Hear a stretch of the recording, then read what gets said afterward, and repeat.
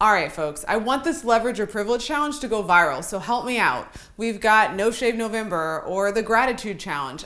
I want you to get on board with hashtag Leverage Your Privilege. It's all about using your privilege to shine a light on systemic inequities or patterns of unfairness in our society. Why have a challenge like this?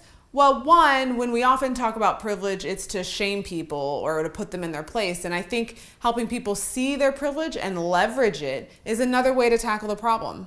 But also, research tells us that when we only focus on the negative narrative, that we can start to buy into that story. And so the privileges of those who are in power go unseen or invisible. For example, if we only talk about how many Black and brown people are in jail, we miss the conversation about how white people are sometimes privileged in our criminal justice system and given the benefit of the doubt, or they're people who have money who can buy their way out of jail. So what if people in positions of power were accomplices and used their position to speak truth to power?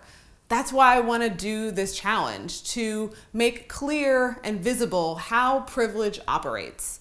There are two types of privileges.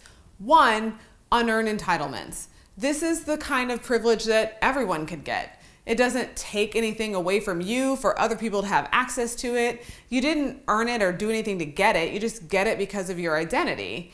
For example, it's a privilege to have your religion respected rather than seen as violent. And it's a privilege to be able to wear whatever you want and still be seen as legitimate and taken seriously. The other type of privilege is conferred dominance, and this is the one that we want to check and we don't want to extend because it's the one that gives you power or dominance over other people. Family structure is an example. So even though the Supreme Court mandated that states have to recognize same-sex marriages, traditional family structures with a man and a woman and 2.5 kids are seen as dominant, better than, more legitimate. They're conferred dominance. Christian holidays are given dominance in our society. They dictate when the post office is closed, when office buildings are open or not, and drive marketing campaigns. I want us to acknowledge the places that we have privilege and think about how we can shine a light and highlight inequities and extend those unearned privileges when we can. That's what I mean when I say leverage your privilege. For example, there were 4 white women in Memphis who went to the mall wearing hoodies to highlight the disparity in treatment because the mall had a policy against hoodies, which often is used to profile Black boys and men.